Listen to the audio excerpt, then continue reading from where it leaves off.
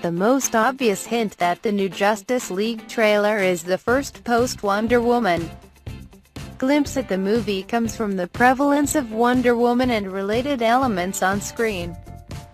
It's no accident that a scene featuring Diana Gal Gadot opens the trailer, and includes her sweep the leg move so heavily featured in the trailers for her own movie. Nor that we see the Masura and the Amazons in action. The more subtle influence of the success of the Wonder Woman movie may be that this trailer continues the lighter, though no less melodramatic, tone of Justice League. At least in terms of promotion, the movie being teased in this trailer is miles away from the grim self-importance of the promotion for Batman v Superman: Dawn of Justice, and is instead filled with self-referential jokes that gasp, even poke fun at beloved tropes from the DC mythos. Who really expected The Flash, Ezra Miller, to make fun of Batman's patented disappearing act? When talking to Commissioner Gordon, J.K. Simmons, especially after The Dark Knight's appropriately pessimistic "not enough"?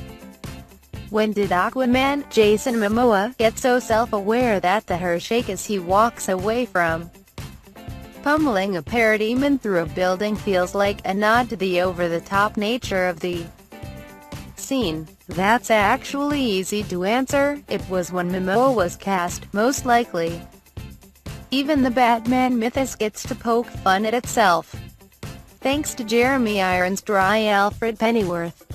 One misses the days when one's biggest concerns were exploding wind-up penguins, he notes. A joke, or laying groundwork for the Penguin to appear in a future Matt Reeves-directed movie. The tone works, and the trailer does a lot of heavy lifting more or less successfully.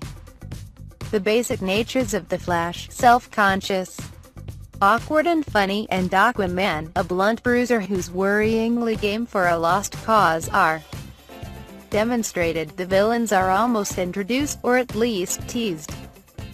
Comic fans will recognize Steppenwolf and the parademons of Jack Kirby's Fourth World, if nothing else, and the return of Superman is foreshadowed so heavily in the post-credit sequence that it seemed like a letdown that he didn't actually show up on screen.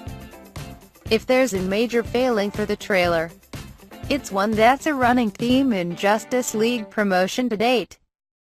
Ray Fisher's Cyborg feels like an afterthought, and someone who is somehow in the background, instead of a full member of the team. But given everyone and everything else that's stuffed into the brief running time, that's perhaps understandable, no matter how regrettable. Despite that, the new trailer lived up to its tagline by ramping up the threat to something appropriately apocalyptic and overwhelming, yet making a point to show the good guys resolute despite the odds, not to mention showing Wonder Woman taking point and leading them into action. Another nod to the character's newfound popularity post-Solo movie. It's something that promises what comic books used to eagerly call a superhero slugfest, as overblown and, more important, fun as anyone could hope for. After Wonder Woman proved the appeal of watching heroes take on a situation they couldn't hope to overcome with optimism, conviction, and a dedication that lives on the line between righteousness and the suicidal, the new trailer for Justice League pushes the idea that it will offer the same kind of thing, only ramped up to 11. As cool as Steve Trevor was, after all, he wasn't the fastest man alive, nor half robot. It's something that pivots away from the DC movies of last year and before, and goes in a direction audiences responded to when Patty Jenkins and Gal Gadot offered it earlier this year.